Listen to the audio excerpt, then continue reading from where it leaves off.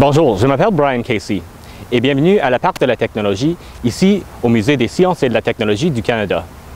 En arrière de moi, on trouve un fusée Atlas.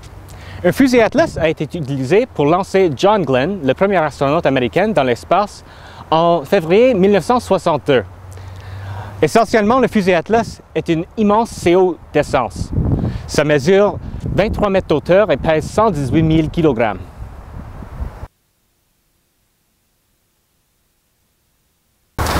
La technologie du radar joue un rôle important dans notre vie quotidienne.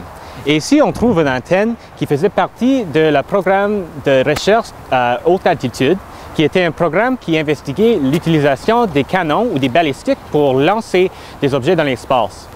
C'était trouvé que ce n'était pas un moyen pratique de le faire, alors ils ont annulé le programme. Le musée a reçu l'antenne avec l'annulation de le programme HARP en 1968.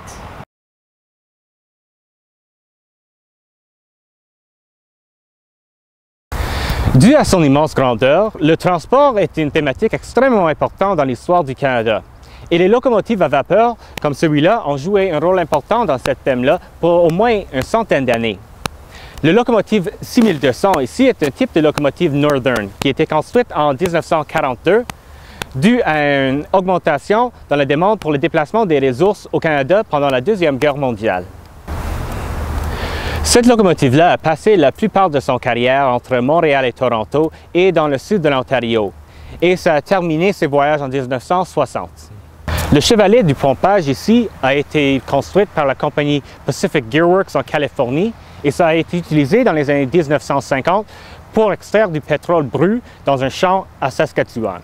Le moulin à vent a été construit en 1927 par la compagnie Beatty Brothers de Fergus, Ontario. Les moulins comme ça étaient extrêmement populaires dans les régions rurales où ils travaillaient de faire pomper de l'eau des puits pour l'irrigation. Les nombreuses petites ailes indiquent que ce moulin a été supposé de fonctionner rapidement, mais n'exerçait pas beaucoup de force. Pour en savoir plus à propos des artefacts qu'on a vus aujourd'hui, ou pour obtenir plus de renseignements sur le patrimoine scientifique et technologique du Canada, venez nous visiter ici au Musée de la science et de la technologie du Canada.